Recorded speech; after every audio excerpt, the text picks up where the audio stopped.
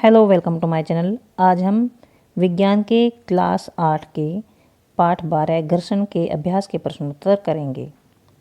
पहला प्रश्न है, रिक्त स्थानों की पूर्ति कीजिए। क घर्षण एक दूसरे के संपर्क में रखी दो वस्तुओं के पृष्ठों के बीच डैश का विरोध करता है। दो पृष्ठ हैं, उनको आपस में जब हम घिसते हैं तो उनके बीच में जो बल लगता है वो घर्षण बल होता है। लेकिन ये घर्षण बल, इनकी जो गति है, ये ऐसे घिसते हैं, इनकी जो ये गति होती है उसका विरोध करता है, तो यहाँ गति आएगा।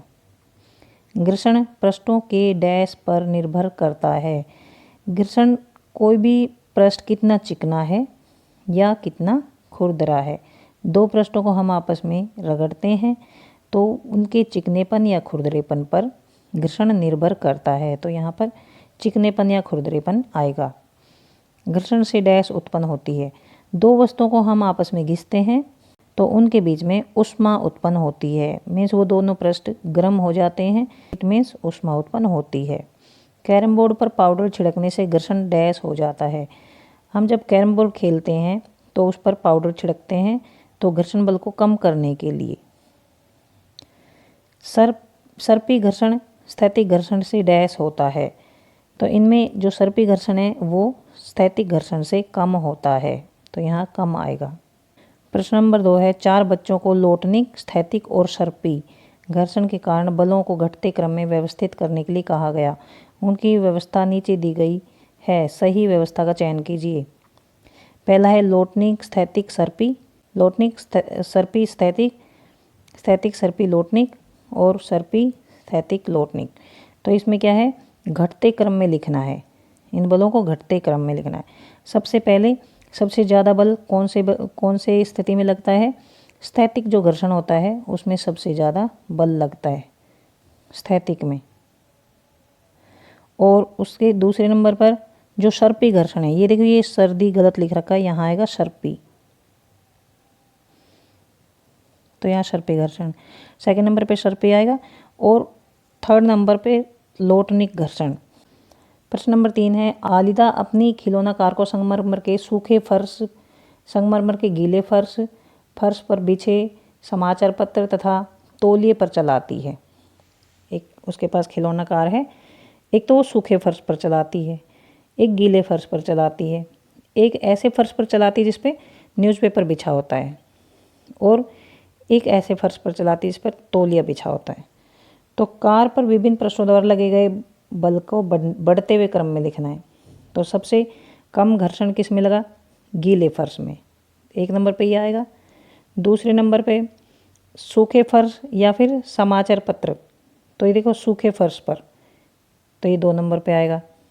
समाचार पत्र जिस पे बिछा है वो 3 नंबर पे आएगा, और तौलिए वाला 4 नंबर पे आएगा। तो ये जो क्रम है वो किस में है? देखिए, पहले हम देखेंगे गीला फर्श, गीला फर्श, सूखा फर्श, समाचार पत्र और तौलिया, ये फर्स्ट इसका उत्तर आएगा। इसमें ये वाला क्रम नहीं है, ख में भी नहीं है, ग में भी नहीं है, घ में भी नहीं है, तो पहला क इसका उत्तर आएगा। प्रश्न नंबर 4 है, मान लीजिए आप अपने डेस्क को थोड़ा झुकाते हैं, उस पर रखी कोई पुस्तक नीचे की ओर सरकना आरंभ कर देती है। इस पर लगे घर्षण बल की दिशा बताइए। मान लो हमारे पास कोई मेज है या डेस्क है, उसको थोड़ा हम झुकाते हैं, उस पर कोई वस्तु रखी है तो वो ऐसे नीचे की तरफ सरकना शुरू कर देगी। अब नीचे की तरफ जो वस्तु सरकेगी तो उस पर घर्षण बल उसके उल्टा लगता है, किसी वस्तु की गति से उल्टा लगता है, तो घर्षण बल लगेगा ऊपर की ओर। घर्षण बल ऊपर की दिशा में लगता है, ये उत्तर होगा इसका। प्रश्न नंबर 5 है, मान लीजिए दुर्घटनावश साबुन के पानी से भरी बाल्टी संगमरमर के किसी फर्श पर उलट जाए। इस गीले फर्श पर आपके लिए चलना आसान होगा या कठिन? अपने उत्तर का कारण बताइए। हम जानते हैं कि चलने में सुगमता के लिए एक सीमा तक घर्षण होना वांछनीय है, मतलब घर्षण ना तो बहुत ज़्यादा होना चाहिए ना ही कम होना चाहिए, एक लिमिट तक ही ये सही होता है।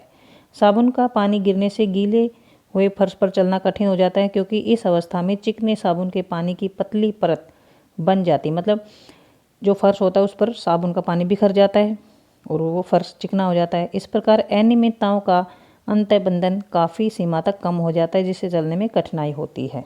जो खुरदरापन है वो कम हो जाता है, जिससे हमें कठिनाई महसूस होती है। प्रश्न नंबर 6 है, खिलाड़ी कीलदार जूते या स्पाइक्स बोलते हैं उनको, क्यों पहनते हैं? कीलदार जूतों की फर्श पर पकड़ मजबूत होती है, वे फिसलने से बचाते हैं, इसलिए खिलाड़ी कीलदार जूते पहनते हैं। प्रश्न 7 है, इकबाल को हल्की पेटिका धकेलनी तथा सीमा को उसी फर्श पर भारी पेटिका धकेलनी है। कौन अधिक घर्षण बल अनुभव करेगा और क्यों? हम जानते हैं कि दाब बढ़ने से घर्षण भी बढ़ जाता है। सीमा अधिक घर्षण बल महसूस करेगी क्योंकि भारी पेटिका हल्की पेटिका से अधिक दाब डालती है। दाब अधिक होगा तो घर्षण बल भी अधिक होता है। प्रश्न नंबर 8 है, व्याख्या कीजिए सर्पी घर्षण, ये सर्पी है, स्थैतिक घर्षण से कम क्यों होता है? जब वस्तु विराम अवस्था में होती तो वस्तु और धरती की सतह के बीच उन दोनों की पृष्ठों की अनियमितताओं के कारण घर्षण अधिक होगा, परंतु जब वस्तु गति की स्थिति में होती है, मतलब जो गति में होती है, तो अनियमितताओं को एक दूसरे में धंसने का अधिक अवसर नहीं मिलता, जिससे घर्षण कम होता है। इसलिए सर्पी घर्षण स्थैतिक घर्षण से कम होता है। प्रश्न नंबर 9 है, वर्णन कीजिए घर्षण किस प्रकार शत्रु या मित्र दोनों हैं? उत्तर है, घर्षण एक अनिवार्य हानिकारक बल है।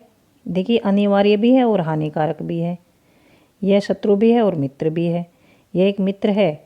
पहले हम इसके लाभ देखेंगे कि यह मित्र कैसे है। क्योंकि यह सहायता करता है चलने में, मोटर और मशीन चलाने में, ब्रेक लगाने में। यह शत्रु क्यों है? क्योंकि इससे टूट फूट हो जाती हैं। मशीनें जब ज़्यादा चलती हैं तो उनके पुर्जे घिस जाते हैं। ऊष्मा के रूप में ऊर्जा व्यय होती है। जो हमने सीखा है, जब घर्षण बल पैदा होता है तो ऊष्मा उत्पन्न होती है। ऊष्मा के कारण मशीनें कल पुर्जे गर्म हो जाते हैं और वो टूट जाते हैं। मशीन की कार्य क्षमता कम करता है। घर्षण के कारण ही मशीनें पुरानी हो जाती, घिस जाती जल्दी। मशीनों के पुर्जों को स्नेहक लगाने में से काफ़ी मात्रा में धन व्यय होता है, और फिर घर्षण को कम करने के लिए हमें उसमें स्नेहक ग्रीस वगैरह लगाना पड़ता है, तो उससे पैसे वेस्ट होते हैं, तो इसलिए हमारा शत्रु है। प्रश्न नंबर 10 है, वर्णन कीजिए तरल में गति करने वाली वस्तुओं की आकृति विशेष प्रकार की क्यों बनाई जाती है? जो तरल वस्तुएं होती हैं, जैसे देखिए मान लो पानी है, उसमें जो मछली तैरती तो उसकी शेप इस टाइप की होती है।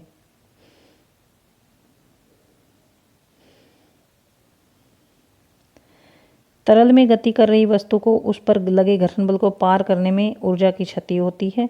हम ऊर्जा की क्षति को रोकने के लिए या सुगम गति के लिए मछली अथवा पक्षी जैसी विशेष आकृतियों वाली वस्तुएं बनाते हैं। जो एरोप्लेन होती है उसकी भी शेप ऐसी होती है, पक्षी होता है उसकी शेप भी ऐसी होती है। तो क्योंकि उनको ज़्यादा एनर्जी नहीं लगानी पड़े, इसलिए उनकी शेप ऐसी होती है। ये जो आगे से जो इनके ये पतला होता है, इससे जो ये तरल पदार्थ होते हैं उनको काटने में आसानी होती है, तो इसलिए इसकी शेप इस टाइप की होती है।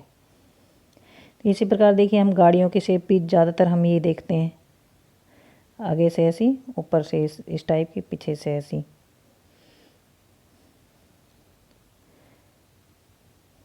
प्रश्नोत्तर खत्म होते हैं। वीडियो पसंद आए तो चैनल सब्सक्राइब करें, शेयर करें और लाइक करें। और कुछ समझना है या कुछ पूछना है तो आप मुझे कमेंट बॉक्स में कमेंट लिखकर पूछ सकते हैं। Thank you.